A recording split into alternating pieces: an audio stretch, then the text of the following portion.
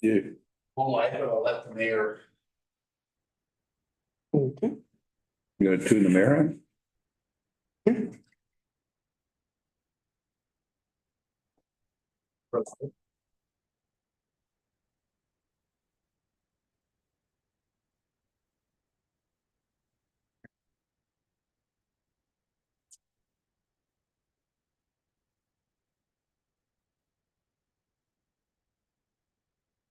Today's the 12th, right? Yes, today's 12th, yes. Tomorrow's 13th. No.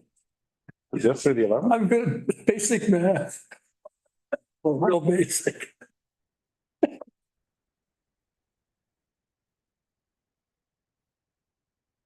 Ready, 13th. Well, Monica, what's going on? She answered the phone. I thought, there's your move. I went back in time. Yeah.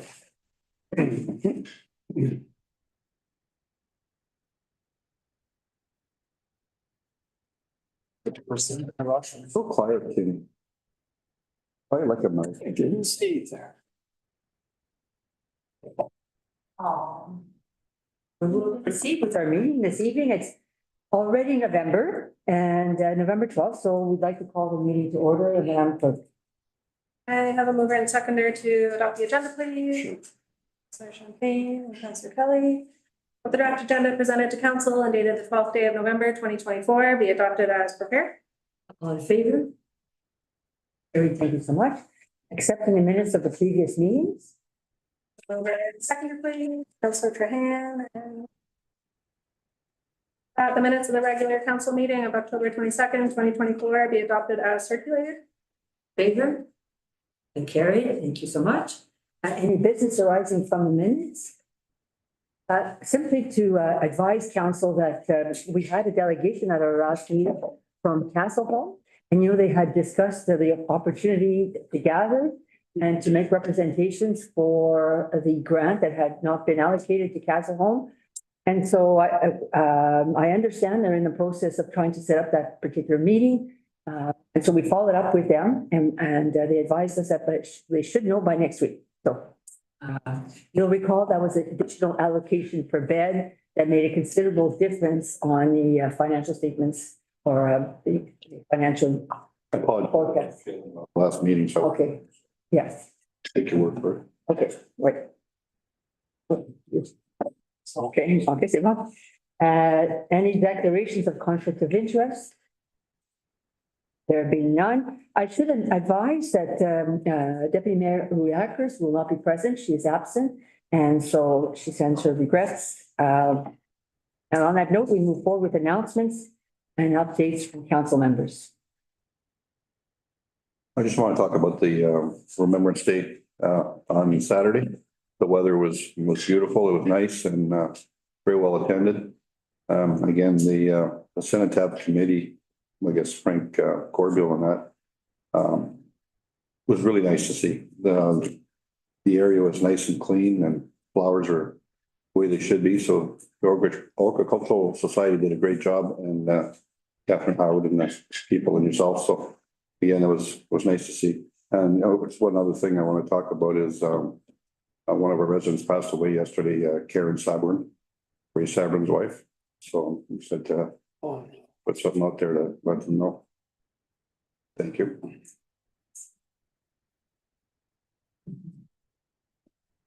Further comments? I just want to say also, thanks for bringing that up. Karen was a instrumental person that did a lot of work along with Ray in our municipality.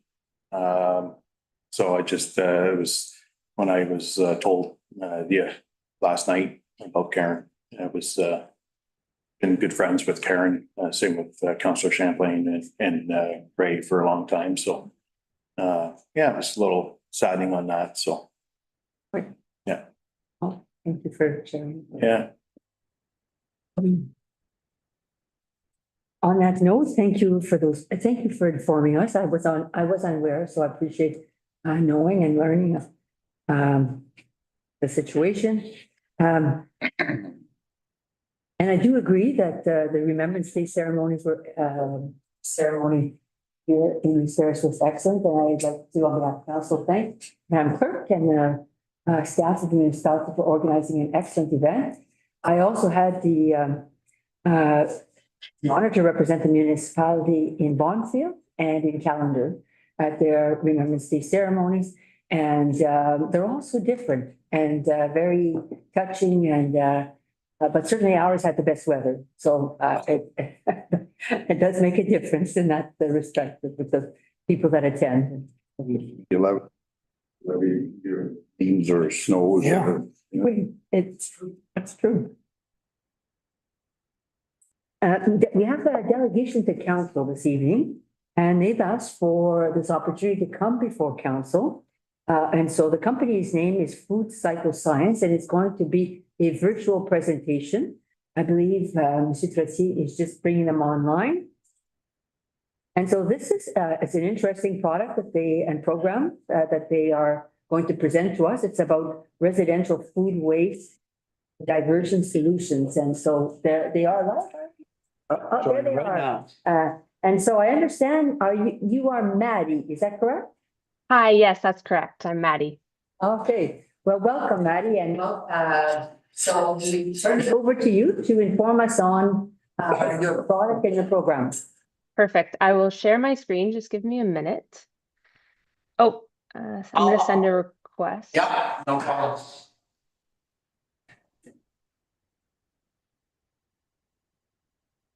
Okay. And you should be good to go, Maddie. Perfect. Thank you. Put this in presentation mode. Okay, so good evening, Mayor, councilors, and staff. Thank you so much for having me. My name is Maddie Frum. I am the Municipal Partnerships Representative at Food Cycle Science, and I am here tonight to present a food waste diversion opportunity for the municipality of East Ferris.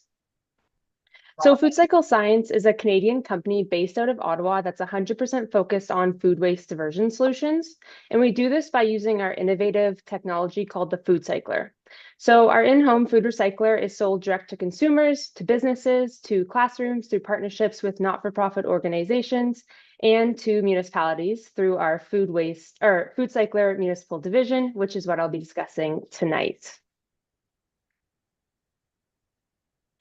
So we're currently working with more than 150 Canadian municipalities across 9 provinces and 2 territories. You can find us in rural and remote areas, all the way to highly populated cities. And nearby to you, we have programs in Bonfield, Berks Falls, and Temagami. The communities that have partnered with us have the same thing in common. They have faced challenges with waste management or landfill capacity and are looking for a way to keep food waste out of their landfill. So the problem with food waste is that it's avoidable. It accounts for a large portion of our household waste, typically the majority, and it's made up of liquid, which is heavy and it freezes in the winter. On top of that, food waste is responsible for generating the harmful greenhouse gas methane. All of these factors make it so that food waste is a problem that has a really strong municipal impact. One of the impacts to municipalities is that since food waste makes up such a large portion of the waste stream, it's causing our landfills to fill up quickly. And as you know, operating a landfill is costly to the municipality, so we want to make sure we extend the lifespan of them for as long as possible. The environmental impact is that organic waste in landfills produces the greenhouse gas methane, which is 25 times more harmful than CO2. So for perspective, taking 1 ton of food waste out of the waste stream is the equivalent to taking 1 car off the road for an entire year. And then in our communities, putting food waste in the garbage causes odors, which is unpleasant for humans, of course, but it's really interesting for animals like bears and raccoons who love to rummage through our trash. So by removing food waste from the garbage, we can eliminate these issues. So we often get asked, haven't we solved this already? And yes, there are green bins, which are common in big cities with high population density and the right infrastructure. However, these are really cost prohibitive and challenging to implement. And then many people in your community might backyard compost. And of course, we think that's a great solution, but unfortunately, it's not feasible for everybody. It's not a year-round solution, and there's still a concern about bears and other animals getting into it. And finally, the easiest solution would be to continue to throw our organic waste into the landfill, but the long-term impacts are costly and harmful to the environment, as I've mentioned. So with the food cycler, we've proposed a different way to deal with food waste, making it easy to deal with and right in our homes. Essentially, we've built a small kitchen appliance. It's about the size of an air fryer or a bread machine. You put your food waste into the bucket and then into the machine. And food waste can include meat, fish, poultry, dairy, and even some bones. And then with the push of a button, in a few hours, you're left with a dry, sterile, odorless, and nutrient-rich soil amendment. The machine can be used anywhere with a plug. Most people will keep it in their kitchen, but you could put it in your basement, or if you have a heated garage, it works there as well. On average, the food cycler will process 1 to 3 kilograms of food waste per cycle, and each cycle takes between 4 to 8 hours to complete. And it uses 1 kilowatt hour of power, which is the equivalent of having a laptop plugged in for the same amount of time.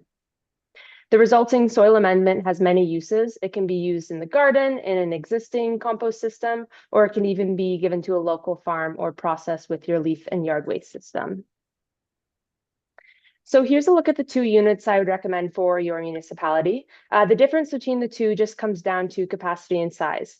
So the Eco 3 holds 3.5 liters of food waste and was designed for smaller spaces like apartments and condos or smaller families. And Eco 5 holds 5 liters and is recommended for larger households or those who produce more food waste.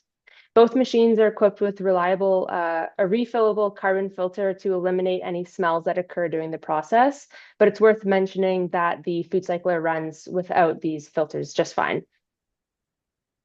I like to show this image as it's a really great depiction of the reduction in volume you see when you run your food cycler.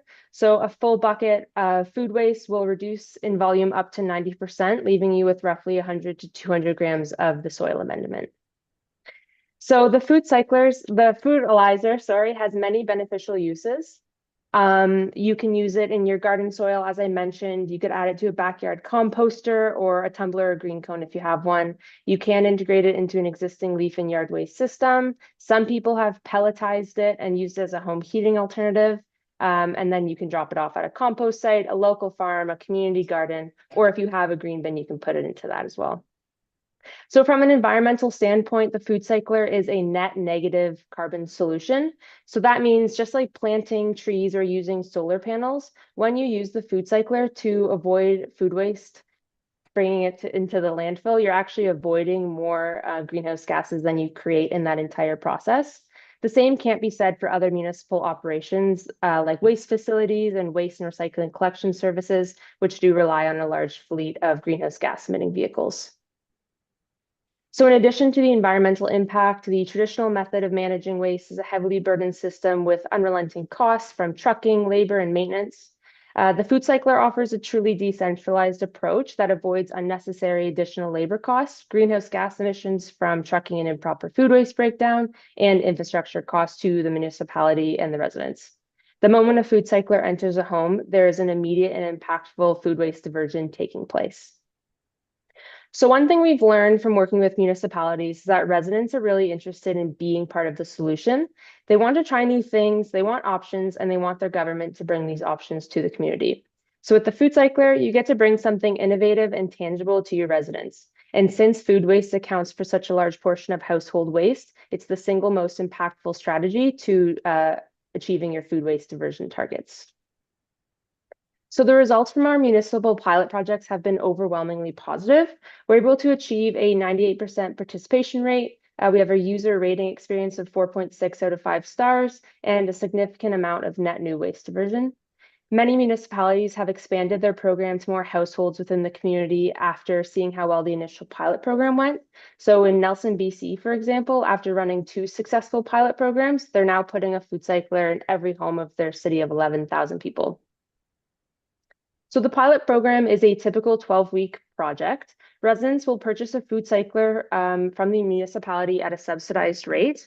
And then they use their unit, they track the number of cycles per week, and at the end, residents will keep their food cycler. All we ask is that they submit a survey to evaluate the program's success. We then present those survey results back to you in a feasibility study or final report. And this data can then be used to support future waste management decision-making or to accompany a recommendation or grant application to expand the program. So the funded pilots work on a subsidy model where Food Cycle Science will provide a 50% discount to the retail price. Then we ask that the municipality subsidize the cost by $100 per unit or per household, and then participating residents will pick which model suits their needs and they contribute the remaining amount. And then again, after the 12 weeks, this is theirs to keep and keep using. So here I have some pilot size recommendations. So for East Ferris, I would recommend the 100 household pilot program.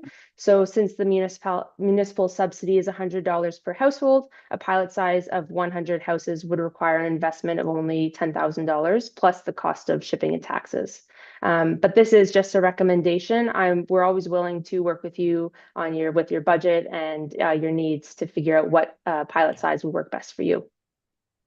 So here, I just want to summarize the reasons that may resonate with you as you consider whether you should pilot with us. The first is you have the opportunity to trial this technology at well below market rates. Second, you will see immediate and impactful benefits such as waste diversion, lower disposal costs, and reduced greenhouse gas emissions. And lastly, you can provide your constituents with a low-cost municipal service, all while being a steward for the environment. So I welcome East Ferris as a partner in the fight against food waste, as I believe your community is a great fit for the benefits of the program.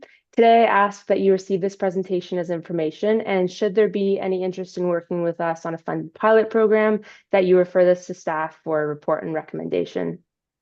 So thank you so much for allowing me to present to you today. I am prepared to answer any questions you may have at this time, and I will stop sharing my screen. Oh, Maddie. Questions of Maddie? Oui, Councillor Champagne. You say you've got pilot projects out there now. Have you got information back from them in writing? I know you've got wrote down percentages and that, but have you got something in writing from the municipalities or other jurisdictions that have the pilot project working and how it's working in their municipalities?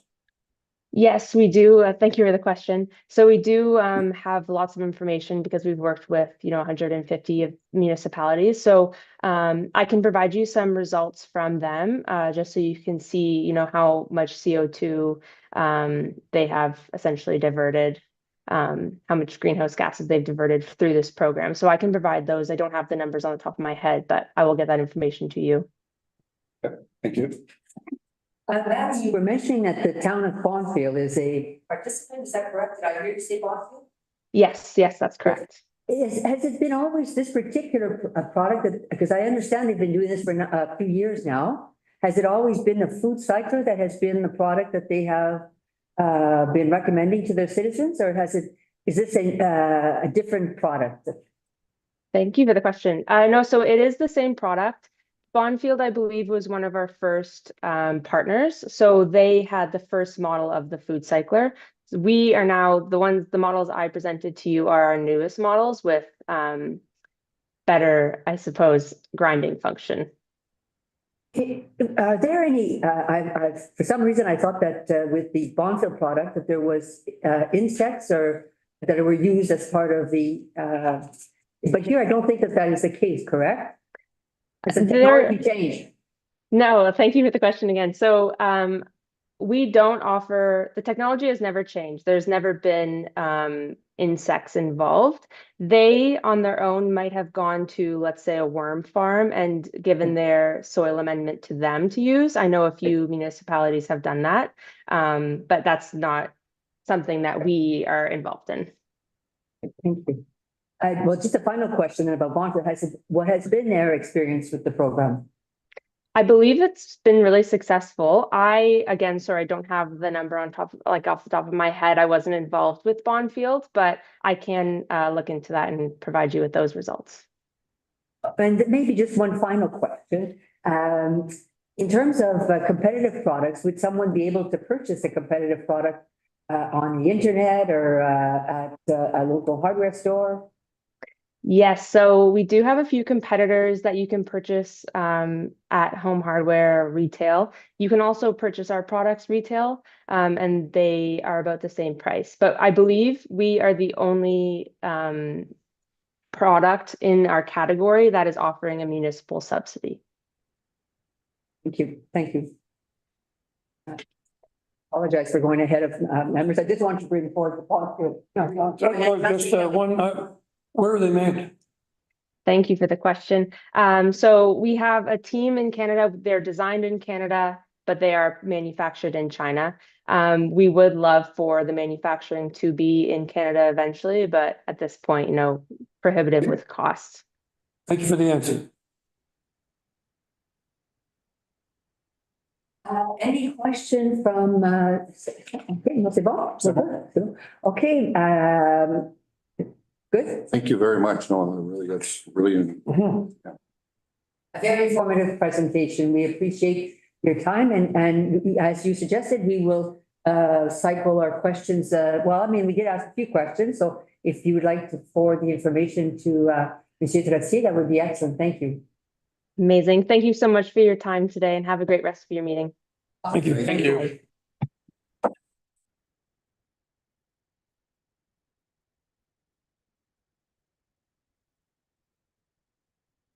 Any final comments before we move on? oh, it's a great idea. I just want to get the information that, there's other machines out there that may do the same thing for a lesser amount. I just want me, again, this is a budget item we got to look at. 10,000, that's $10,000, right? So. Yep. Gotta make sure, it's not just the money, it's make sure it's going to the right place. And it'd be interesting to see what Bondfield is. My impressions were that Bondfield, I'm not sure, but I believe they've been doing it for a few years, and I shouldn't speak out of a lack of knowledge, but my understanding was that there was no such thing. The citizens that wanted to buy it, they did that on their own kind of thing, but the municipality would promote it. They made it available at the municipal office, they provided information on it. So that's another way of going. I mean, they're open to whatever type of approach and to your point. Councilor Champagne, it could be other products. So it's us bringing forward that information to our citizens. And you have to tell, it was interesting what you said a while ago, that the municipality years ago used to have their own, Composters. yeah, pardon me, go ahead. No, Mayor, I'm fine. The only thing I would suggest myself is the recycling. I don't know what our percentage is as far as people that recycle go. Because I know there's people that have done it since day one, and there's still people that don't recycle. And I think this is down the same path, and I'm all for it, and I think it's a great idea. But for subsidize it with taxpayer money when only, I like one, if we were gonna follow anything, I like Bonfield's idea. If you want one, buy one and utilize it, but some people will use it, some people won't. That's all I'm saying. But I'd be interested in feedback from our staff when they follow through on report, exactly. Thank you. Yeah, I agree. I just don't see why the municipality has to house. We have to throw our money up front. And these people get a discount, it's taxpayers' money at the bottom in the first place. What happens when these machines break down? They're gonna come back here, they're gonna start, demanding some service or money back or whatever it may be, and we're caught in the middle of this. I think if the people like Bonneville, you want to buy the product, then you contact Maddie or whatever company they are, and they send you off the machine. I don't see why we would have to take up time, space, and upfront money from the taxpayers. I don't think this is a good idea. I think the overall idea is great, but I don't think us managing it would be a good idea. But I think I heard her through, the way she was saying is that we're helping, but it's directly, we're just helping promote it. They're directly getting the machines themselves directly to home, not through here. I just want to make sure on that. So is that what I'm saying? I'm here? It's gonna come here? Okay, well then I agree with you. We're gonna be housing it, we're gonna be distributing it, we're gonna be taking the brunt of the first complaints, I guess, if you want to say. So, no. If I may add, I think we'll ask Maddie for additional information because this is only the pilot project that's $10,000. Once we get data from it, if it's a good thing to go forward with. And I believe they want to blanket all households in the community. When you really look at that, just say a round figure of 2,200 households, 100 get the pilot project. We got 2,100 households after at $100 is $210,000. If we were to subsidize all other machines in the future. they say grants are available, but if you can't get a grant, would we spend 10,000 on a pilot project and not get a grant and say, well, we're not gonna move ahead on it? Well, that's why, What are we getting for 10,000 unless you're getting a grant? Also, our residents gonna pay $200 or $300 for this machine after being subsidized. Because they gotta commit, those 100 households have to commit to their cost from the resident. So, yeah, and that's, I agree with what you're saying, but just saying, it's nice to get other pilot projects that are on the go now to get the information back in writing, how it's going and what's the cost has been, and it might be a great program, but maybe it's not. But it's also, I mean, so tonight is for information. And so thank you to the company for coming forward and sharing the information with us. And I mean, these are all timely issues, and so it's good that we expose ourselves to these topics and look at what's out there. So you can buy them on Amazon.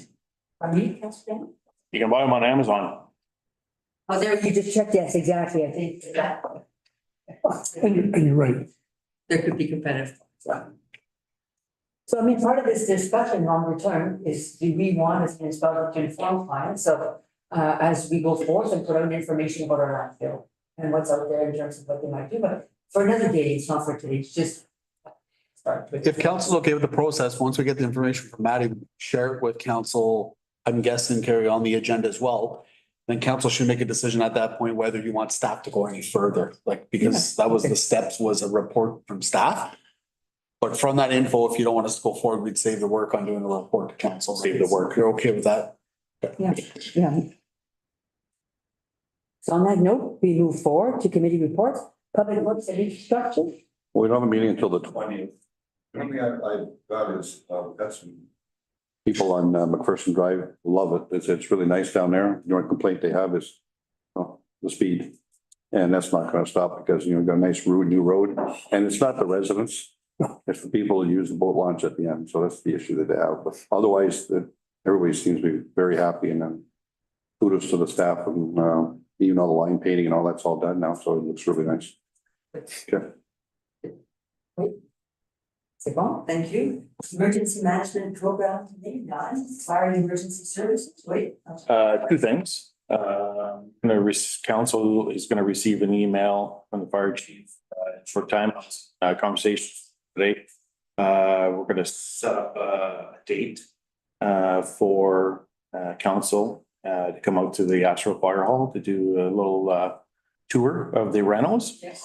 So we were just waiting till everything was complete and till they were organized and good, you know, organized in the hall. So that's gonna come about. Probably go through Carrie, and then Carrie will go through to make sure that everybody's available. They like to do it on a Thursday night so that the members are there, so that council can also integrate with some of the firefighters. Second is we have a committee meeting we're looking at right now on November 26th for a committee meeting. There being no further comments, we'll proceed with committee of adjustment, planning advisory committee of adjustment.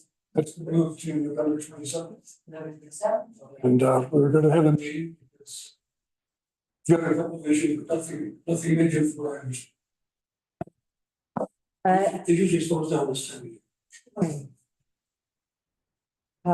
We come to recreation parks and culture, and we did have a meeting, and I don't know if I sent it to you. No, I didn't. Okay. I'm so sorry about that. If I may, so the last recreation parks minutes were on the last agenda. Oh, is that what So it this is? is just the commemorative park donation. Thank you, Just that's why I did, thank you very much. Okay, yeah, so we already had discussed it and brought it, mentioned that it was coming forward. And so you do have, as part of your material, the Parks Donation Program. I must say, I find it's been very well put together, very well researched. There's a few elements that we did want to mention this evening. It says at the start of the first line, the East Harris Park Donation Program offers community members the opportunity to honor loved ones by donating benches or trees to selected park areas. It should mention that it will always be the prerogative of the municipality if it so chooses to do a commemorative action or gesture. And so this is here from a community perspective. So that's an important point to make, to put on the table. Is everyone's comfortable with that? I'll just move on. We want to make a couple of amendments to the document that we only noticed that as we were, yeah. No, Go on, page, I guess page 38, which is like the second page. We want to remove Stepping Stones Park, so it's McPherson Park. So this is a list of available parks. It includes the East Ferry Memorial Park, McPherson Park, Centennial Park, Cordia Park, and the Still Brown Park. I think that's its official name as a park. And so I think we're 99% sure that is the official name of the park. Yes. Okay? Yes, okay. What we wanted to do is just name them what we officially name them as a municipality. Like in our documents, call them what we call them. So like McPherson Park might be McPherson Park and Boat Launch, but not Stepping Stones. No. So that was the amendment to that section.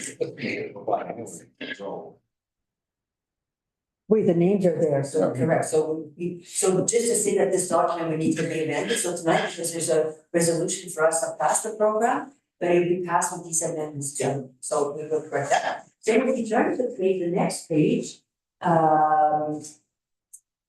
and so basically when it says application review and approval, we don't really have a Parks and Recreation department, we basically have a director of community services. So applications are reviewed by the director of community services, so that instead to remove Parks and Recreation and insert there our director of community services. And then another, which is an error at the bottom, replacements in warranty commemorative benches.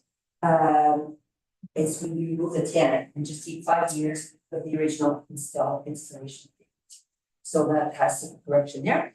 And overall, one of the things if you turn the page, that's well the page, sorry, maybe there's a lot of edits, but they're minor in nature, so I just want to highlight them. When we come to the itemized cost breakdown, we're going to round things off. Instead of 2,566, we're going to make it 2,600. Instead of round numbers. Yes, exactly. So it's easier to communicate to the public. Tree donations, we're going to make it 800. And then the plaque, if you turn to the next page. So we're just going to just round off the numbers to make it easier. So basically, this is a program that will be going forward after Christmas, once it's approved. And the municipality will be posting it on its website. And with time, we will look at promoting it and encouraging it. I don't know if everyone had a chance, you don't need to pass it tonight, if you haven't had a chance to look at it, we'd like to read it. But basically, it's encouraging people with time, if they would like to do a commemoration, to purchase a bench. And I must say, just let's say, we were looking, there's a specific bench here that's been recommended, which is our last page. It's a beautiful bench and it's made like with resin and metal, I think they call it resin, right, slats. But as part of the McPherson Drive project, there were benches that were sourced and recommended to us. And as you can see, They're heavy. yes, they're very heavy. They're very nice. They're very beautiful. They're not as large. They're more stylish, if I may put it in those terms. And so I feel that might be a better option for us. And They look the same as these. they look much the same, exactly. They So may be. they may be the same, frankly. So they look much the same. So if it is that, that would be a very good choice. Oui, Councilor Tan, I just asked a question. I don't know who would have the answer, but what's the wood? resin, it's not wood. It's that, I would say I call it. composite, thanks. Composite wood? Okay. What's nice about the benches over there is they're nice and heavy, so if you wanna locate them in your backyard, you're pretty hard to get them out of there, so. What? You like to disappear. okay, that's Saying it. that's important, yeah. Are you checking something for the benches? You're checking on the costs I'm looking at the picture. of the picture. I'm pretty sure they're identical. So as he looks for that, I would just mention how at the Bill Freebosh Park, if you have a chance to go look at the bench, the bike rack. They're identical. Do you want to share? Yeah, looks good. Yeah, there was one I circulated with the weekly report. Oh, yes. Right. The benches for the commemorative program are identical to what we bought for active transportation trail. The ones that are the parks. Oh, no. No? Different company? Yeah. They look identical. They're Okay. Anyway, other bench is good. What we're saying is this is a beautiful bench, and we've seen it in person, and it's an excellent bench. It's not too large, it's not, and. They look identical. Thing is, Anyway, we'll let you decide on that. We don't need to decide, but as long as it's a composite product, we don't want a wooden slab. We want a composite, long lasting, durable type of bench. No slivers. No slippers. That's about it. Yeah. So on that note, are there any questions? There being none, well, please proceed, Madam Clerk. Mover and second. Whereas the Recreation Parks and Culture Committee reviewed the commemorative park donation program report, and whereas the committee has provided input into the final document, and whereas the Recreation Parks and Culture Committee recommends to council that the commemorative park donation program be adopted as presented. Be it hereby resolved that council approves of this recommendation with the required amendments. All in favor? C'est bon, Carrie, thank you so much. great job of the committee. Right, so, Good idea. Mr. Curtin, well done, and I do want to mention that next week is their tree lighting event. It's just excited to talk about tree lighting. It's not just some snow and it's not yet cold, but it is next Wednesday evening. And so it's at 6 o'clock and you're all invited to be there. And there's an event that's planned. There will be, as we mentioned, I think at our last meeting, but for the public, I'd also like to maybe mention, there will be hot chocolate, there will be fire, there will be horses and No horses. no Not horses? available. Okay, so some modifications and so the trees will be lighted and also KRNT is holding their artisan market, so on the same night as well. So I think it's a nice little celebration as we prepare for the holidays. Next Wednesday night at 6 o'clock. Okay, on that note, we move to library board. And I know that Deputy Mayor Riakos is not here. Does anyone from the staff wish to make any comments on the library board minutes? Or are we comfortable to have read them and are there any comments and questions? Councillor Kelly. I only have one. I don't want to go into deep detail, but ED 14, it's a concern. And I'm all for new businesses and entrepreneurs and helping people start up. The failure rate in small businesses, I've read it as high as over 70% fail in the first 2 years, which is almost, if 4 businesses start up, 3 fall by the wayside for various reasons. But when we develop training opportunities, there's a lot of how-to and help books out there. But if we're giving one-on-one instructions on how to start a business, are we accepting some legal liabilities if they fail? Or could we be sued for inaccurate information? I'm just saying, I don't want to open ourselves up to legal problems down the road. We're here, as we know, for all the taxpayers. And I'm all for entrepreneurs and we've talked about promoting, and I know we have an up-to-date business list and so forth, and we encourage anyone out there, if anyone's listening, going to start a business, to go on Google. We encourage you to approach the library. If you don't know how to do it technically, they'll help you get on the map. But as far as training opportunities go, it's quicksand. I think we have to be very careful. And the library itself has to be very careful. The other thing I would like to mention is there's some brochures going out. And I think because most people feel that the library, it's an East Ferris Library. They all feel that we have input, which we don't. We have little because it's run by a board. But I would like to go over the pamphlets and documents going out to the public just to vet them before they go, not to have to approve them, but I'd like to see them before they go out to the general public.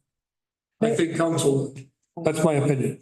If I may, I would like to immediately comment on what you just said, Councillor Kelly. I've also had a chance to review and to reflect on the matter. And I feel certainly as a council, we've always encouraged the library to be involved in providing services, photocopy services, or design services, or computer, different services to business. We've made that because it is in our community the only place, for example, that you can get properties and it's very exciting. But certainly when it has come to training or a business development, it's always been within a function as as we've developed our economic development function at a council, that component that has remained with the council. That's why we are a member of the Chamber of Commerce. That's why we are active in supporting the business center. And so personally, I see a very distinct line of that over time, that is how it has evolved. And so I share the concern that because if we start to dilute what are the activities of the library and we go in so many different directions, we lose sight of what is our financial mandate of the library. Certainly, our opportunity to take, we're limited in terms, as you pointed out, there is a board, but at the same time, if they do come forward to the council for budget purposes on an annual basis, and I think that is our opportunity to say, this is what is the mandate of the library, and we may have some concerns about some of the directions that have been taken. So I mean, that's certainly something for us to consider. We have an outstanding library that's so many great things. We certainly don't want to discourage or take away initiative. On the contrary, I think that we want to continue, but at the same time, I think we do have a role to play to say those activities are within the economic development mandate of the municipality. It's not part of our economic development, and we have hired a training, we have resources, and so I just wanted to make that comment to say that really good observation. I see, I don't know did anyone else have their hands up? If not, you were next, okay, Councilor Bagley and Councilor Kelly. Just to echo on what Councilor Kelly and you said yourself, the library is run fine. There's no question there. But as long as they don't get stretched too thin, that they can't do what their mandate is. I just want to make sure that they're not going to come back after this and say we need more staffing because of this issue. I know they're legislated by the province or they're paid by the province. We want to give a percentage to it, but I want to make sure that they don't use up the nest egg that they have in play right now. They don't go on beyond. So I just want to make sure they stay within their mandate. That's all I'm getting at. And great programs, but I just want to make sure that they're not duplicated in something that we're doing and someone else is doing. Yeah. I didn't really think about it that way, but after you listen to you talk, I think it makes sense. Councilor Kelly. Yeah, and in furtherance to that, I know I was on the library board a long time ago and the budget was like $35,000. And now if I could, Jason, could you tell me roughly the budget, right? Dollars total, I believe. And so to a good point, That's what we contribute, sorry, Councilor Kelly, about 203,000, 204,000. okay, so it's grown exponentially and that's great. But when the budget time comes and they make a presentation, they're always Jennifer, our librarian, who's awesome, by the way, and super staff. Councilor Champagne is right on the money. It's a jewel. It really is. But they're busy. They are busy all with their mandate right now to be going into this area. This is outside. As I say, there's a lot of self-help books there. There's a lot of books saying, here's how to run a successful business. You can go to most accounting, small accounting businesses run out of someone's house. They're a CPA and they'll set you up, and because you got to make, I've seen a lot of small businesses fail because of failure to pay taxes, insurances, whatever. But this is outside, in my opinion, the library's mandate. So I just want to bring it to our attention because I don't want to say, oh, we're accepting a report verbatim, and I couldn't do that because that's a major concern. And not only that, then we look at legal liabilities. Now you're giving advice how to be successful. If someone's not successful, well, that was the advice I got. But there is a reason we have a member of council on the library board as well. It is to create alignment. It is, I mean, as we are, providing funding for the library. So in that sense, it is, and that's why the minutes come to our council so that we can see them, so that we can provide comments and so I think it's good that we are doing so. And so it's back to the library board. Councilor Tan. Yeah, I know I support Councilor Kelly's comments. Not too sure I know what you said, but it was kind of mixed master, Mayor, but I don't think that the library's agenda is to, like I said, provide ideas. I don't know who's qualified over there to provide marketing ideas and, whether your business is gonna proceed and be successful, or will it not be successful? Like you said, if it's 204,000, 203,000, whatever, 200, and that's taxpayers' money. So when I go to the library, and I've gone there a few times more now than I ever have, I see programs running, mostly for children. I see that they've also put in, different areas for quiet zones for people, and they can, do their research or conduct or, whatever business that they're doing at the library. The other stuff, not so much. I think it's somebody's setting themselves up to fail.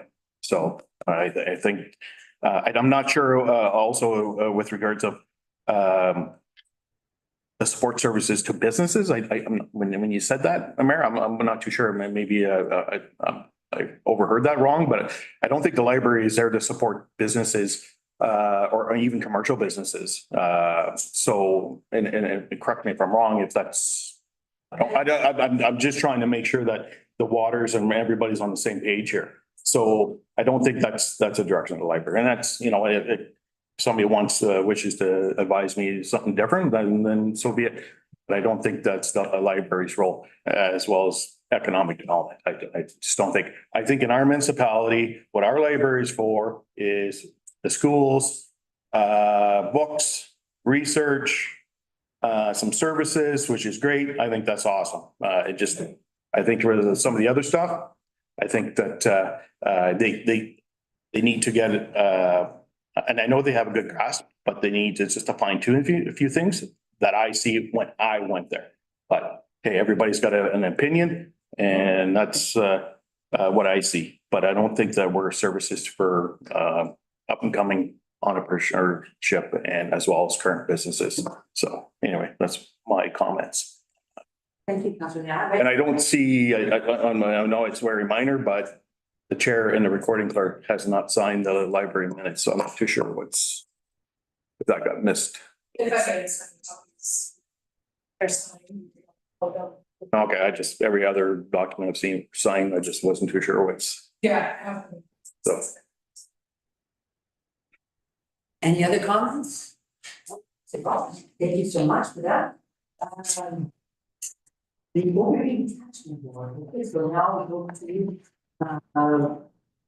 so we had the excellent, it was still an organizational meeting. This was our first official meeting of the, what has now been named the Lake Wisconsin OPP Detachment Board. And so you'll find that on the second page. And basically the government here gave us direction in terms of how to name it. And so from moving forward, every time there is a police services board meeting, they have to be promoted on our website and both on all of our communities. And so there is a process that we need to follow. And so it's and that's with respect, this one here was still, as I said, an organization. So basically, in the minutes, you'll find that there is a core fund that we will be voting on at our next meeting. But in terms of the organization, Mary Paquette was appointed chair. Montreal has had the oldest police service board in our area, and so we recognize that by naming Mayor Paquette as the chair of our Lake Wisconsin OPP Detachment Board. Gail Devani as the new community with a community services board was appointed vice chair, and our clerk and Hanselman that will, in that respect, be the treasurer, secretary, treasurer. And so basically we ensure the secretariat and the operation of the police services board. And we were told that we are one of the first research OPP detachment boards in the province to be organized to a large extent because of Madame Hansel. So I think to our credit, that spoke very well. And so we're very pleased by that, and we are going to move forward in that fashion. Getting more organized and so on. So we also decided that instead, we have to have by legislation 4 meetings per year. So we want to do them more so January, March. Months that were agreed upon, maybe February and April. I think it was March, May. March and May, okay, so 2 like in the spring and then 2 in the fall, so that, and so they'll, rather than one season. So those are some of the decisions that were made at this meeting, and we did have our first report from the OEP with all municipalities, and we said, no, I'm not going to speak to the statistics because they combine the 3 municipalities, it is too confusing, they didn't have the right logos. So we insist that coming forward that they have the same report per municipality so that we can find and understand the statistics that speak to us. So please don't ask any question this evening about the report because I'm not equipped to share and provide information. So that was very important to us and we agreed with that. Just to get an understanding on that. So we're gonna have our own reports. Okay, so then it's gonna be our stats in our municipality and because I saw that and I was like, okay, this is wrong. Yes, exactly. Okay, all right. So that, then everyone agreed that that was essential. Somewhat that's, and we're going to be moving forward now as well with the promotion or seeking 2 nominees, provincial appointed nominees to the responsibility that work. So this is now no longer community specific. So the nominees can come from any community, so it could be from, for example, from and so we, I think that I'm heard we're going to, I don't think the process has started. The promotion process, you want to word on it? Sure. The ads are completed. We're just waiting to post them this week. We're just gonna fine tune them and then we'll share them with Bonfield and Chisholm.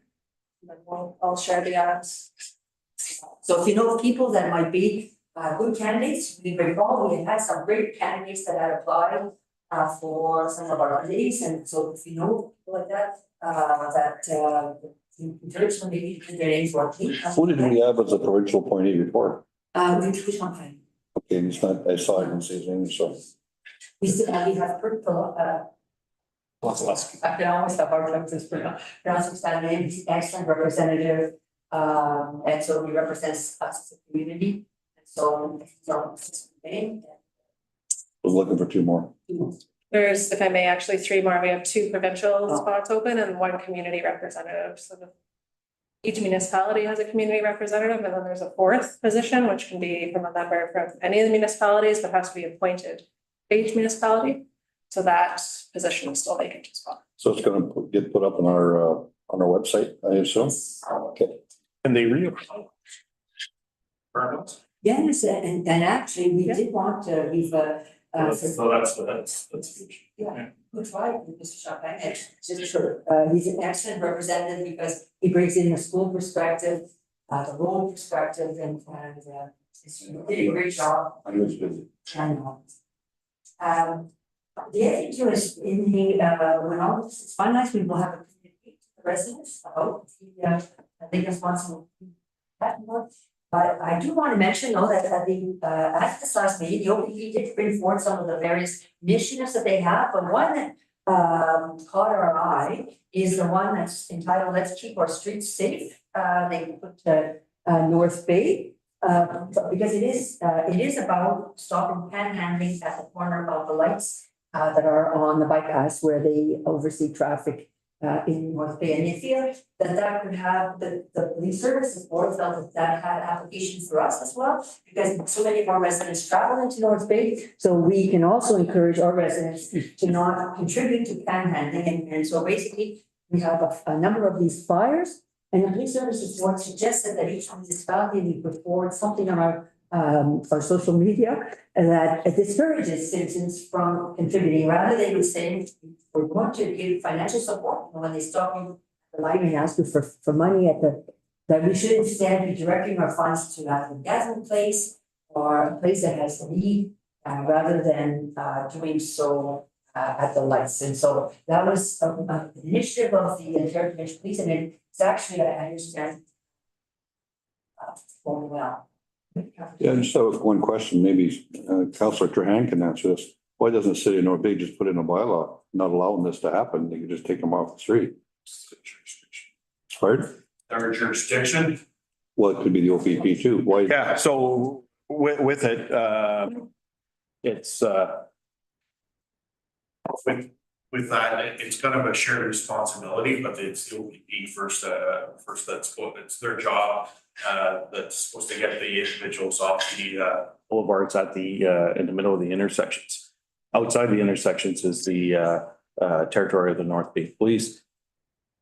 If the complaints usually come through us first, and again, it's whoever's closest, we try and we do a share project with them, or we will take the call.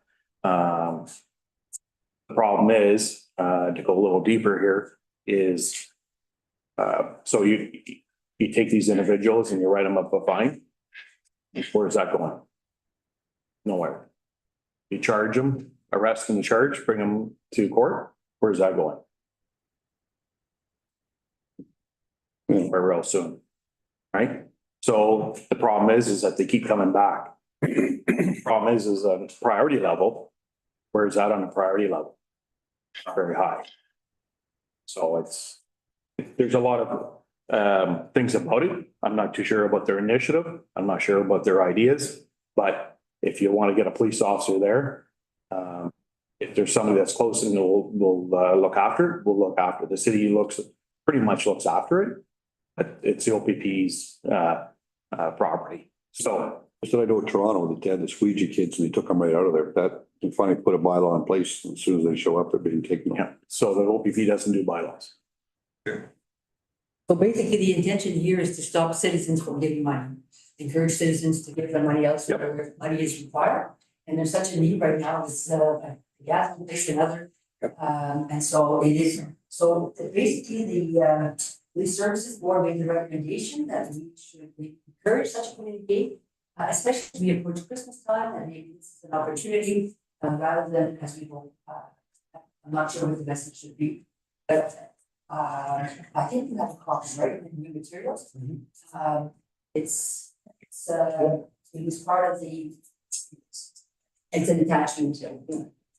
And so if you told that, we would install and carry it on social media, encourage citizens to give their funds to this fire we found part of our social media. I have a mover and a seconder, please. Councilor Champagne, Councilor Kelly. Whereas the Lake Oswego OPP Detachment Board supports the Safe Streets campaign of the Ontario Provincial Police. And whereas the campaign raises awareness about the Safe Streets Act to improve roadway safety and promote overall community well-being. And whereas the board recommends that this initiative be brought forward to the board's respective councils to determine how best to disseminate the information to the community. Be it hereby resolved that council of the municipality of East Ferris approves of this recommendation and directs staff to share this campaign on social media. Favor? Gary, thank you so much. If there are no further comments, that concludes the report from the Lakeland Swansea OPP Detachment Board. And we'll move to Castle Home, DSAB, the health unit. Any comments from any of the members at citizens organizations? I have a comment on health unit, but it's coming up on item F, so I'll speak about it then. All right. There's a meeting tomorrow night, unfortunately, I won't be able to attend, but it's not a very heavy meeting, it's a very light meeting, but there is a meeting tomorrow night. He said I have a meeting coming up at the end of the month.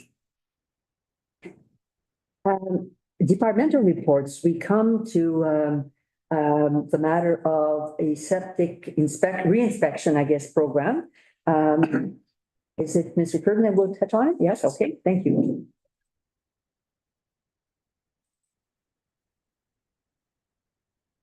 So the background on this as well, in our strategic plan, we had included this item Is it correct? Has That's that- correct, yep. Yeah, that we had wanted to see what could we do in terms, or should we be doing something in terms of? That's correct, and Greg has actually put in the item in the background, so it was to review the opportunity to reintroduce septic inspection programs for permanent seasonal residents, was the item. Thank you, Mayor Elfert, and good evening, council. So as discussed, this is following up on one of our strategic plan items. Whether or not it's worthwhile or viable to introduce a septic inspection program. So as council's aware, there are about 100 properties on the western edge of this under that are part of a mandatory program. So this is because of the counter bay issue contributing area, which is part of soil protection legislation. So those 100 or so properties are forced to get inspections on a certain interval. I think it's every 2 to 3 years, but I don't remember exactly. But what we're looking at here is not that. It's not a forced program. It would be a voluntary inspection program.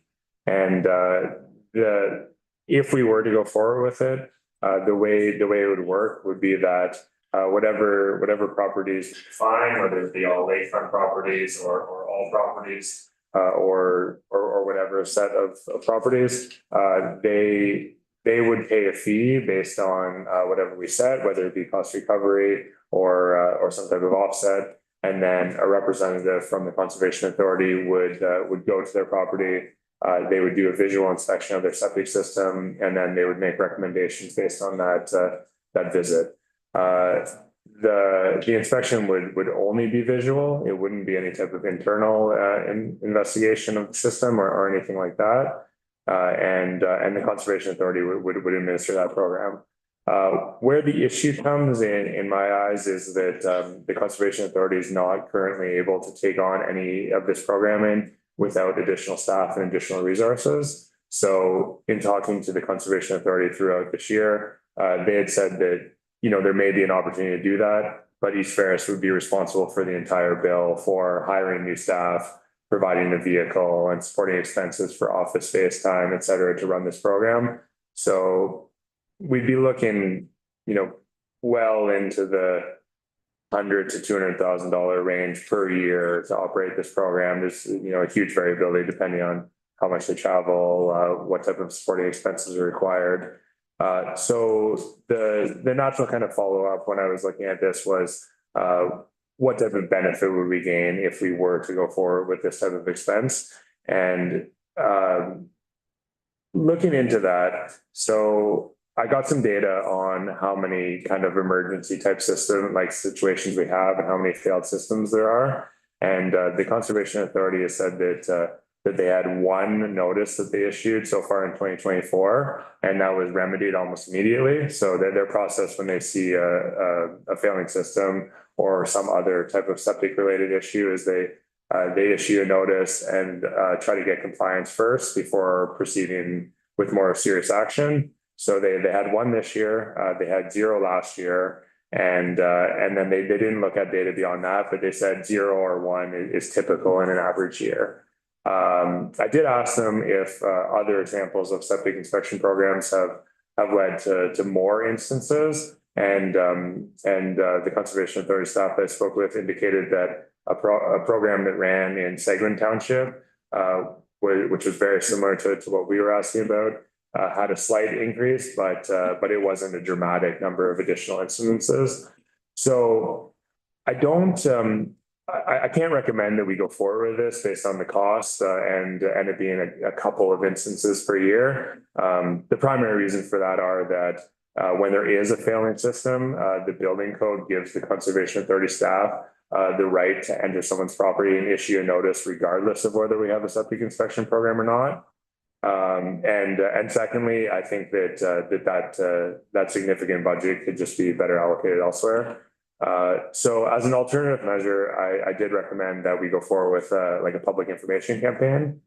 So I think we could do something like that by either including information in our tax bill mailouts, which we do occasionally, or we could do a mass mailout through Canada Post if it didn't line up well with tax bills, and also just posting some infographic type things on our website to advise people of like warning signs for failing systems, best practice for maintenance, etc.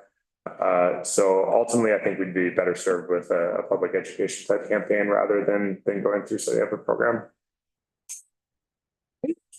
So it's a good question. I know you said you went back 2 years, the Conservation Authority, I think it's 3 years or maybe 4 years ago now, where they had the program. That anybody within, I think it was 300 meters from any creek, river, and that they had to get inspected. And the homeowner said it paid $250 legislated by the province. And they basically come onto the property and left the bag with information saying your system is good or it's bad, should be replaced. So they should have that information at the Conservation Authority, how many they did look at, how many need to be done. So I don't know where the program went after that, so it'd be interesting to find out. Did you want to answer or do you want to? Yeah, I mean, that's the way the mandatory inspection program works in the Calendar Bay issue contributing areas. But they're saying now there's only been one in the last year, so the mandatory ones that had to be done 4 years ago, what happened to that? And that's just the East Ferris I'm talking about. Okay, so I think Councillor Trahan has an answer to that. Yeah, so, because I've been speaking to the residents that are under the mandatory, program, because I brought it to the board. We talked about it. It's every 4 years, I want to say, for the mandatory, 3 to 4 years. And there's a cost to the residents that comes currently from the Mattawa Conservation Authority. And it's a very, they come in and do a visual check. And because there's some people, some of our ratepayers, I think though I want to say that we have 172 residents in our municipality, plus minus. That's in the mandatory program. And they've increased the fees, which nobody got a notification about. I raised a lot of questions about it and a reason why, and why didn't our residents get notified? Because what happens, Councillor Champagne, as you know, Mattawa Conservation goes and steps on the property. They're there for 10 minutes or less, do a visual, and they're gone. Here's your bill.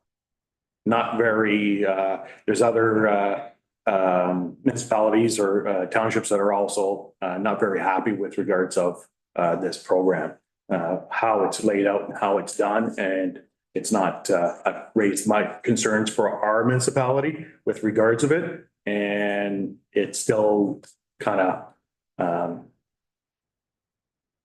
it's still there as a conversation at times on some of our meetings. It seems like it's to get some of that information from the staff. It's not very fluid to the board. And so to your point, that's a good, in that first paragraph that was included in your report, there's 139 properties that come under the calendar issue contributing area, I guess they call it. And so that's mandatory. So There's more than that. oh, just saying that's what we have. So, but to your point, I mean, it has been a contentious issue, but I mean, we're mandated that under the source water protection legislation to have. Yeah. So basically what we're saying is, so this is what you were asking about and what Councillor Trahan just provided. Yeah, that's part of the question. And again, I'm going to read down your recommendations. I agree with your recommendation, but I would say leave it open-ended, because I got a funny feeling things might change again, because they're having big problems with staffing over there. So this is going to come back to bite somebody down the road here somewhere. But I keep going back to saying there was that many properties that were inspected. Some of them did fail, I know they did, but if they don't have the information on it, where's the information going that they paid $250? The residents paid $250 to get inspected. And did they get notice saying it was it okay or it was not okay? All they would do is left the bag on the door and saying the program you were tested. Yeah. So some of them said, don't you bet has to be replaced or it doesn't have to replace, and some of them said it didn't have to replace and replacing it anyway because they knew it was failing. So what inspection they do, and homeowners weren't happy about paying $250 for something they knew that it was going to be bad and replaced, and they still had to pay the $250. That's what they're upset about. It's $300 now. Now forever. And if you don't hear anything, then they have no words. They said they'll get back to you within 7 to whatever days they have a bracket there with regards after they do the inspection. they'll give you a notice when the inspection is gonna occur. And if you're there, fine, if you're not, fine, they'll come and do the inspection. With regard to the properties that in our municipality, they're, it's they have it under a rotating, yearly, not a yearly, but a rotating basis, so not every property is being done, say, this year. Some are being done next year, some will be done the year after, or some was done last year. So they have whatever program they have or system they have that's they're doing, but not all the properties are done at once. Because there's so many other properties. There's Callender that has lots of other properties. There's Boston, there's other areas, right? So it's. That's what I'm trying to say is that the information is not getting out to the people. No. For $50. They were supposed to leave a pamphlet, supposed to leave something saying, here's what you should do. Septic system, here's what you should be looking at. Yeah. If they're not even doing that, and they're still getting billed, now they're getting $300, they should be getting something for the money. That's the point I'm trying to get. So they should know. They're not getting anything. They're not getting anything. You're trying to prolong your system. And we're talking about. Sending information out campaign for mailouts. I'm sure we would give them information. Here's what you do with your septic system. Here's what you look for. Anyway. Could we ask Mr. Bernard, and I know Mr. Councilor Tran as well, could we ask the Conservation Authority once there is a property that's inspected, what is the protocol? And to that point, were there any fail systems that were reported that were not fixed I'll also say the information that Greg is not his fault. He said there's only been uploaded on one. So I'm saying that doesn't make sense in my mind. Yeah, so when I spoke with her, she had said that there was one this year, 0 last year, and that she didn't have the files readily available for years before that, which is why I don't have that information. And I also don't know whether or not they treat those notices, because these are notices that they issue whenever they enter a property based on a complaint and give someone a kind of violation about a failing system. Those may be treated separately from the mandatory inspection program. I'm not entirely sure about that relationship. All I guess what I'm getting at is we don't get the same service what we're paying for that we used to get. It's all of a sudden the last 2 years it's changed. And I don't know why it's changed, but there's a reason why it's changing. So anyway, I like your recommendation about not doing anything. I just want to leave it open-ended for next year to see what we come up with or sit over the winter. Because the programs, you can't do nothing now anyway, because the frost's gonna be in the ground. There's nothing you can do till May of next year. So I'd like to be able to go back and look at it. And I agree with you. Just leave it, recommendation, leave it the way it is for now until we have. So the recommendation that's being put forward is that there be an educational campaign so that, and I don't know, have we ever done an educational campaign? So it would be a first time. And I saw some, I went to look online and there's some excellent ones that are out there from different counties or municipalities. So that's what we would prepare, that they would provide information. What does the fail system look like? Who do you go to for help? I mean, it could include a lot of different items. So you'll prepare a draft, bring it forward to council in terms of what that might look like and. I mean, if council wants to see it, definitely. I don't know that it's something that necessarily needs to come back to council. It won't be, it will be a couple of information sheets and not a comprehensive program that's council policy or bylaw, anything like that. But if council wants to see it before distribution, of course, that's a. No, I just, do we have a recommendation tonight for the, Based on the box. Men. oh, okay. So septic inspection program. Let us go forward with the communication, the education. That's Yeah, okay, all right. If, are there any further questions? If not, are you comfortable with that? Okay, I don't like the wording on option 1 to 3. I kind of agree on just to continue the conversation here before we vote from Councilor Champagne. I don't like the do not pursue. I think there's stuff that's going to be coming down the pipe.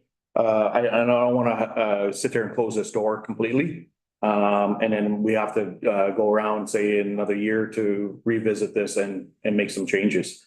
I have a problem with the education part of it because I'm not a septic person either. I'd be kind of interested in knowing if I'm doing anything wrong. But I just don't like the council not pursue in any additional septic inspections or any of this other stuff. I think there should be a little more open-ended than that. I don't think that we should be closing the door. Okay, so I don't disagree. I think it's a good comment you make. And so how about if we simply had that council direct staff to undertake a public education campaign about best practices around septic system maintenance? What if we just had? I'm just gonna point out that it says at this time. I mean, 6 months to a year from now, if new information comes, you can do what you want. So we're saying at this time, we're not gonna pursue anything. We'll do a campaign. That's what I'm saying, yeah. You can't do anything anyway right now. So at that time, it'll give us Yeah. months to take a look at. Yeah, I have no problem. I just don't want to vote, and I thought we were going down that, Yeah, we're I going. just don't want to sit there. I don't want to get myself put into this predicament where I have to pick an option 1 to 3. You know what, I prefer just to, you know what, if we're gonna leave it like this, leave it like this. But let's not corner ourselves to. Just read the recommendation. Yeah, I know. So anyway, that's my comments. So let me, so if we understand correctly, we're all in favor of an educational campaign, that being prepared, is that correct? Are we comfortable then with giving that go ahead? So that they could be prepared for the spring, maybe, as we said, when the tax bills come out, it could be included, which would be potentially, Yeah. The reason for the wording though is the strat plan item, right? yes, exactly. It asks staff to review the opportunity to reintroduce the program. So that's what the recommendation is, not to introduce anything at this time, but to do a campaign. So I mean, if council wants in June, July, when summer comes. So I'm just looking at it again. Does not pursue any additional septic inspection programs. So I think we're saying a little different direction here, so. But from a public perspective, if they read that, it's not the message we want to send. We want them to be receptive to. And so I think in that respect, I think it's wise to maybe not say it that way. Instead, why don't we just, at this point in time, with respect to the strategic plan item, council directs staff to engage in a public education campaign, and that would be our recommendation. It allows us to come back and revisit, so it doesn't, so would that be an approach? Whatever council wants to do, to me, it's straightforward, the recommendation, but. I don't like I have to disagree on that, and I just don't like the wording on that. And Change it. yeah, that's why I'm recommending. Does not, Concern is from a public perspective. Affairs does not pursue any additional septic inspection programs within the municipality. I think that's a little strong.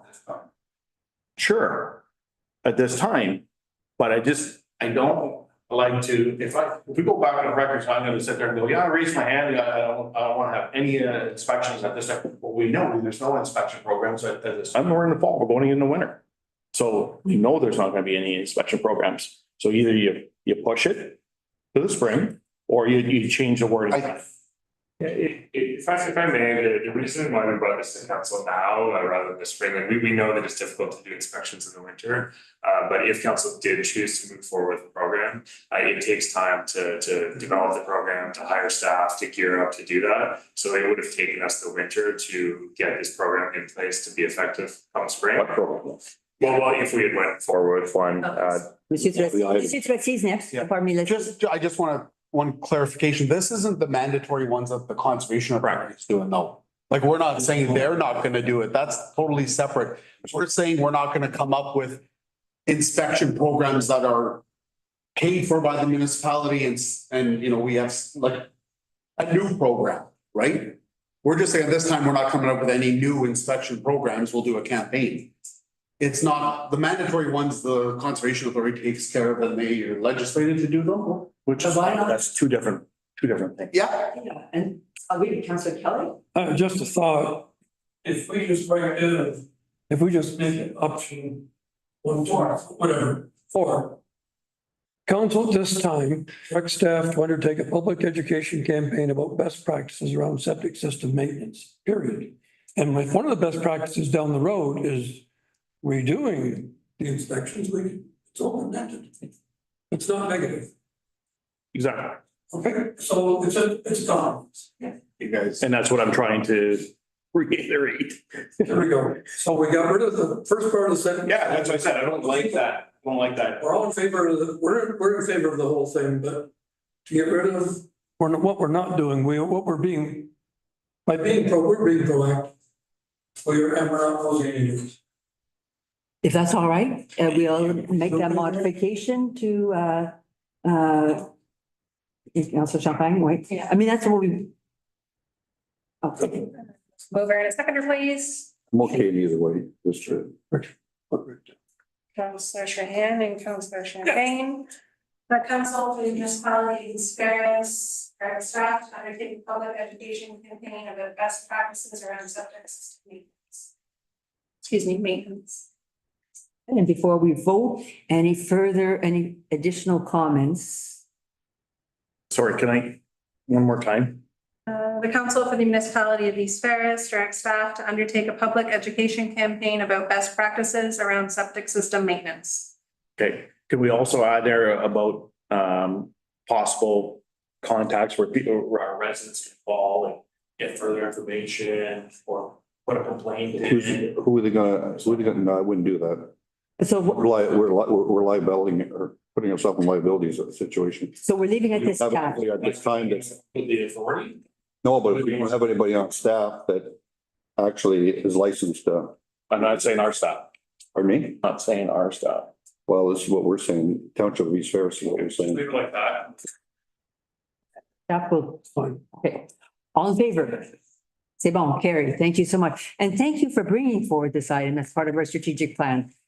C'est bon. Well, we talked about it in the past, right? And we brought it up, and, you know what I mean? This is not a new idea. We've been talking about it, you know, previously, so. Yes, correct, exactly that. All right. But no, The official plan says on the actual for things every 3 years on Residential. not residential, but 3 years on any holding tanks. And anything around the lake. Keeps bugging me. Thank you. Yeah, there's one over here too. He's making his rounds. Why? He sheen. No, it's a good discussion and for some reason, the program is falling apart and I hate to say it, but we're hearing from all around. So there's a problem there. They need to fix it. If they can't fix it, we're gonna have to help them fix it. And the thing is, I wanna say, sorry, Mayor, but, and that's why I said I don't wanna be trapped, I don't wanna close any doors here, because I think there's gonna be some change down the road. And from the meetings, and there's grumblings from other municipalities and townships, so there's gotta be, there's probably gonna be some changes, because the municipalities are going to start, you know, speaking to certain individuals or peoples or governments with regards to some of the issues that they're having, so. And there are municipalities out there that have re-inspection programs. They say, some municipalities say all the properties along Lake Shores are all, and the citizens pay. And so those programs are in place. If you look across the country, different communities have these programs, but certainly the focus seems to be more on education. And so I think that's a good first step for us. There's programs, but the municipal programs are the ones you gotta look at. I still when they put the program up, they say any 1,000 feet of any creek and else I've seen farmers. Yeah. And when I went to explain to them, I said, you can't do that. People in North have cattle, 100-acre cattle or 100-acre parcels. They can't get 1,000 feet without hitting water. And she didn't understand until she says, well, maybe the municipality should take over and do their own bylaws. And I said, great idea. Instead of painting the whole province on the same paint. No, I agree. There's a lot of farms, that's bottom line. It's why you got cattle. Thank you very much for that report.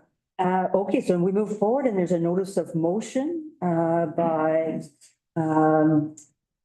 myself. Actually, and I don't think I can speak and say any words, right, to it, Just so an information. just for piece. information. This time, and I'll come back on November 26th. So I encourage everyone to read it. No bylaws, correspondence, Councillor Kelly. I think, Jay, I just like to see Enbridge Gas and Enbridge Gas given to East Ferris, so. I think it's just an information, it's about an increase and so forth, but anyway, no, I'm fine, thank you. Councillor Tanner? Just add on, Councillor Kelly's So the Enbridge, just to kind of go on a little deeper with that, I signed up, it's a IRP, which is a regional integrated planning webinar. So for Enbridge, and that's on December 26th. So anybody can jump on it, you just register, but I'll be going on to that and seeing a little further what else is we can do, or if emergency something or whatever, and then provide it on to Terrific. or bring conversation up. Hope it's successful. December 26th. November, sorry. Oh, yeah, okay, makes more sense. Yeah, our fast fun. What time? Does that conflict with fire? And I know we're at one. Bon, Councillor Champagne? Yeah, I've got F and H. Wait. F, well, if I'm gonna kind of fill you in between the lines. The reasoning is we put this behind or put ahead of us and sent it to the provinces. All this started prior to the merger. When the merger got together, they basically told us, you merge with another municipality, we're gonna guarantee you one-time funding and guarantee a 3% increase for the next 2 years, blah, blah, blah. But if you don't, you're gonna get a 1% increase over the next 3 years. Well, it's not physically possible for the health unit or anybody else to go on a 1% increase. We got negotiations coming up with union negotiations. Well, that's gonna be, I can't say a number, but the percentage is gonna be high. So how does that help the municipalities during budget time? So basically, put them on notice that the increase that we're gonna get from the province is not gonna substantiate what the municipalities are gonna get. So there is reserve, but you can't use up all your reserves. We did that last year. So at this time, that's why we put a letter up to the province saying, listen, and other municipalities get ready, because when the budgets are coming up, all we're gonna get from the province is a 1% increase. Unless it's programs out there that we don't know about and they don't tell you at the last minute, but the way it sits right now, that's why we're sending a letter to the provinces. Or to the province and other municipalities. So anyway, any questions about it? That's nasty, but that's the rationale behind it. And H, establish end of Ontario Rural Roads Safety Program. Again, that's another issue that we're municipalities Ferris and the government of Ontario. Accidents happen and we need help with our roads, basically. Yep. If we're not gonna get any help, any funding to help what's going on, not just our municipality, other municipalities, there's gonna be more accident, there's gonna be more reason behind it. So it's too bad we can't get a one-time funding for the municipalities, and the municipalities can dedicate where the funding is going to the municipality instead of just saying, A, you gotta do it on roads, A, you gotta do it on cycling, or B, you gotta do it towards recreation. Why not give the opportunity to municipalities to fund municipalities and let them dictate where the money goes? I agree. That's it for me, yeah. We concluded the registration for Ontario Good Roads Conference for Yes, this morning. this morning. And who is the head of our council? Everyone except for Deputy Mayor Roy Anderson. And have we finalized if we're doing any delegations? Or did we have? It's on the agenda? There's a resolution. Okay, sorry, yeah, all right. Okay, thank you. I missed that. But that's for Roma, not Good Roads. The Good Roads aren't open yet. They won't. Open, yeah. Okay, that's what I was asking Yeah, about. it's Roma that's on the agenda, and Good Roads won't open till Until December. probably into the new year on. I just got a thing today. And it's it goes from March 29th till April 2nd this year. Yeah, the conference does. But the registration is now open. Yes, and we're registered. But the delegation is probably gonna open, I'm thinking around February or something like that. If you have the two resolutions of support ready, mover and seconder for the health unit resolution. Councillor Champagne, Councillor Kelly. Council for the municipality of East Ferris supports the resolution received from the North Bay Parry Sound District Health Unit and endorses the perspectives from Northern Ontario on the public health funding review letter.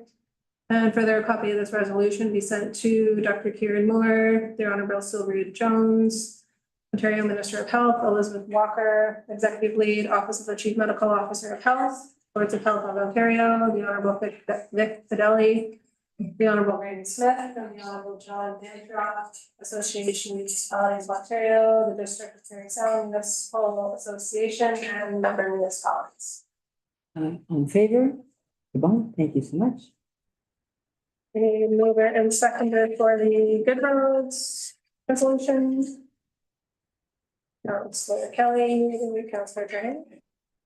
Whereas official statistics from the Ontario government confirm that rural roads are inherently more dangerous than other roads, and whereas despite only having 17% of the population, 55% of the road fatalities occur on rural roads, and whereas rural, northern, and remote municipalities are fiscally strained by maintaining extensive road networks and a smaller tax base, and whereas preventing crashes reduces the burden on Ontario's already strained healthcare system, and whereas roadway collisions and associated lawsuits are significant factors in a runaway municipal insurance premiums, preventing crashes can have a significant impact in improving municipal risk profiles. Therefore, be it resolved that the municipality of East Ferris requests that the government of Ontario take action to implement the rural road safety program that Good Roads has committed to lead. It will allow Ontario's rural municipalities to make the critical investments needed to reduce the higher number of people being killed and seriously injured on Ontario's rural roads. And further, that a copy of this resolution be forwarded to Premier Doug Ford, Honorable Pradeep Zakaria, Minister of Transportation, Honorable King Surma, Minister of Infrastructure, Honorable Rob Black, Minister of Agriculture, Honorable Lisa Thompson, Minister of Rural Affairs, Honorable Trevor Jones, Associate Minister of Emergency Preparedness and Response, and Good Roads. All in favor? C'est bon, thank you so much. Madam Clerk, I think we received notice from Deputy Mayor Reactor, she's not present this evening, that she wanted to be able to speak on the matter of D, Township of Nairn. Yes. And so would it be proper to, if it's for council, will defer it to our next meeting so she can comment on that? I believe it was on the last agenda. And we deferred. And we deferred it to this one. So we'll council further wants to defer? defer again. All right, yeah. Approval of correspondence and information items. Mover and seconder, please. Councillor Trahan, Councillor Champagne. The council approved the correspondence and information as circulated with the agenda of November 12th, 2024. All in favor? No delegation yet, it's not up yet. No. And so what we do have is Roma, and the deadline is November 27th. And so any suggestions from council with respect to delegations for Roma? Myself personally, I'd like to put forward two. One is the roads, our roads, support, just in line with what you've just suggested, maybe. And as well on fire hall, funding for fire halls. Fire hall. Fire hall. So that would be two. What was the first one? Roads, Roads. basic funding for roads. Oh. Yeah. I'm finding the OPP billing very concerning. It's huge. I mean, it's not a deal breaker, but boy, it's close. Our municipalities are gonna, there's already a lot of complaints about it as well, and I think we've got a group for Castleholm, have we not? But We're not sure yet. Okay. Yeah, so that we are trying to do that as. because that's, those two things can put people in a really bad fiscal position. When we got on, We need to have Castle Home, so when we got on council, this is going back 20 years, we were at $95,000 or $100,000 is what the OPP costs were. Now it's 8 times, I don't know. Yeah, exactly. So that's, those are big. yeah. Okay, Okay. thank you. Other items? Well, we emailed them in once. Pardon me? I think I had a little bit of a list going, so I can't remember, so we'll email them in. Okay. So November 27th, do we have another council meeting? Okay, yeah, so we started a list. Okay. Motion to reconsider the subdivision application. All right, there we go. Did you want to read through that? Sure. So first, we have a resolution that has to be carried in order to reconsider the resolution that was passed at the last meeting. We did make an amendment to the original resolution that just adds some more information as to why we're allowing it. So can I get a mover and seconder for the reconsideration, please? Councillor Trahan, This is for reconsideration. just to reconsider it. Fine. Councillor Kelly. Resolution number 2024-228 carried on October 22nd, 2024. Relating to subdivision application number SV 2024-01 and the request for fee waiver be reconsidered. All in favor? C'est bon, carried, thanks so much. And the new resolution. So mover and seconder to the amended resolution. I'm sorry. If I can just get a mover and seconder to put the amended resolution on the floor. Councillor Kelly, Councillor Callahan.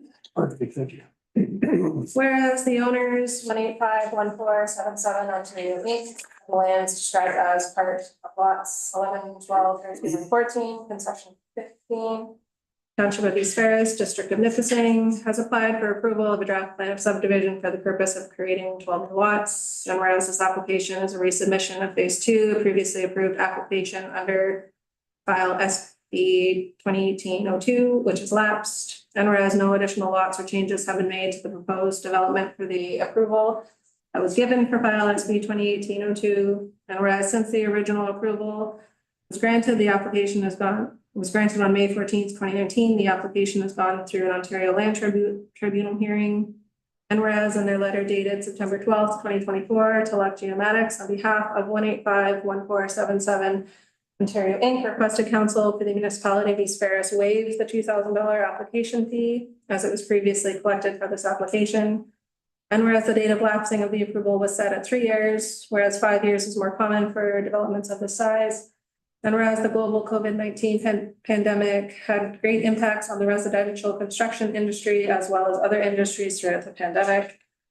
Be it hereby resolved that council approves of the fee waiver request due to the 3-year development period substantially falling within the same period of the COVID-19 pandemic.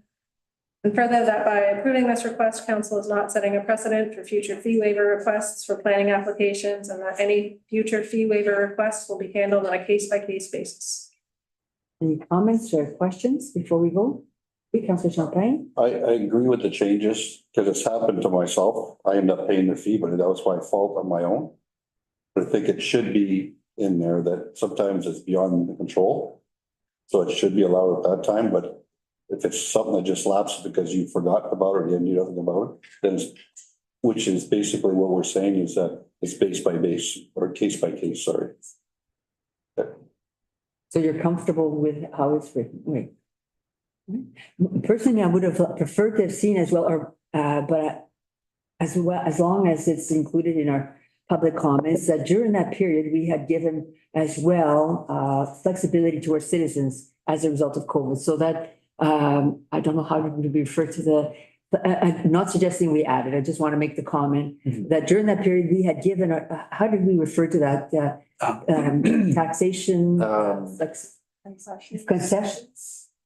Sorry. It was interest waiving. Interest for waiving. Property taxes that were in arrears. During that period. So we had, so we have that as a precedent during that period where we had done that on an exceptional basis, given COVID. And so in a sense, this is what we're also doing here with the business that was impacted during that period. So, okay. We're kind of saying that because it's a case by case. Let's put it this way. We do happen to, something happens to, something happens, whatever the reason is.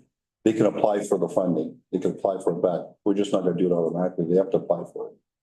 Right? They have. Saying we're not going to do that. We're saying basically the last sentence is we're doing this because it fell during COVID in that period. So in a sense, but to your point, they can always apply to council. Yes. Councillor Champagne. That'll be case by case. Right, Councillor. I think public perception is very important to all of us. But this was a one-off because of COVID. Yes.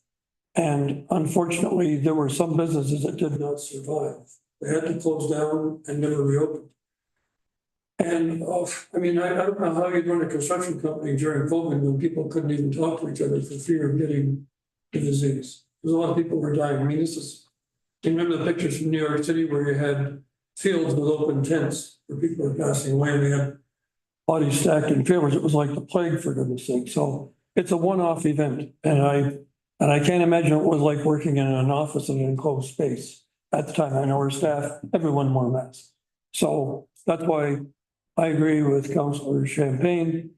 it's case by case. And if somebody got a debilitating disease that we're unable to perform, that's another case entirely. But this was a one-off, it was half the world stopped. So that's the reason I personally voted for it. Yeah, and then the biggest thing is they paid, you know what I mean, like they were trying Yeah, to do the business, but the problem is that they got stopped. So, you know what I mean, like they're. exactly. No, yeah. Unless you had resources, you were in trouble. If you're running a small business. So anyway, I'm fine with it. Thank you. All in favor? C'est bon, carried. Thank you so much. Okay, so we move now to accounts payable. Mover and a seconder, please. Counselor Champagne. Counselor Duran. Council approved the general accounts for the municipality of East Ferris as indicated in the check register dated November 12th, 2024. The amount of $328,245.98. On favor? Bon, carried. Thank you. No other business. We will be proceeding to in camera and did we modify it to? Carrie, was the agenda modified at the start of the We meeting? did not modify it at the start of the meeting. I just realized that now. So can we do that now? To modify the agenda to include, or as we go in camera, we can change the. Yeah, council is okay with adding that item to the agenda? Yes, correct. Sorry. Mover and seconder to go into camera. Counselor Champagne, Counselor. Should we, before though, Madam Clerk, modify the agenda to include the item that we're going to modify before we go into camera? I've added it to the resolution. Okay, so if I think from a public perspective, we should. Yeah, modify the agenda, Okay, sure. okay. So I will just type that. That was my mistake. I apologize to council. I was aware of it and I completely forgot. Shadow.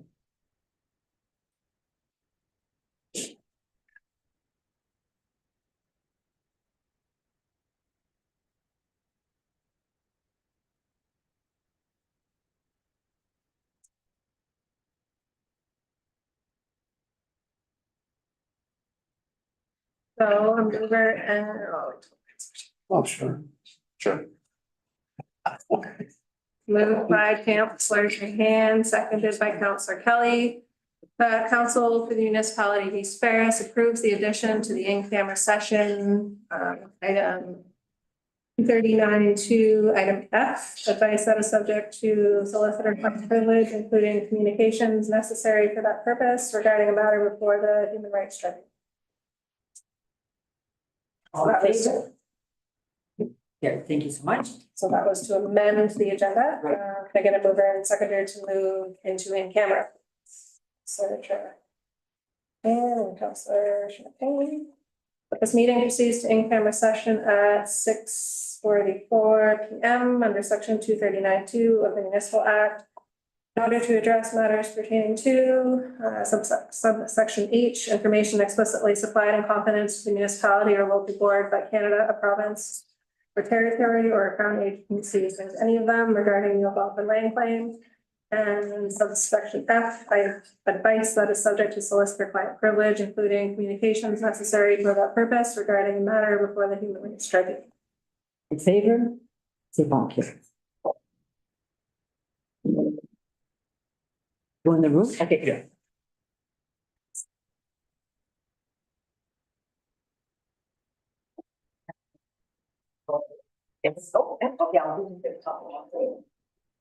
I didn't really. Yes, we do.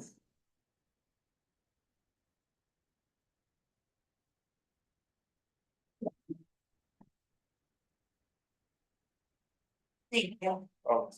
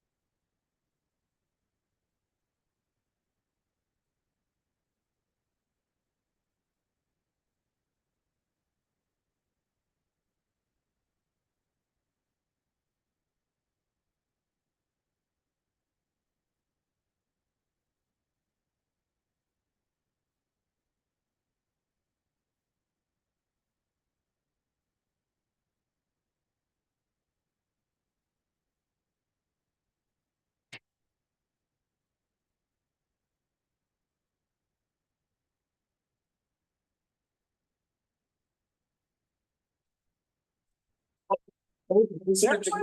No, not a joke, not a joke. Seriously, new email, yeah. Oh. Yeah. It gets better and better, doesn't it? Oh. Hey.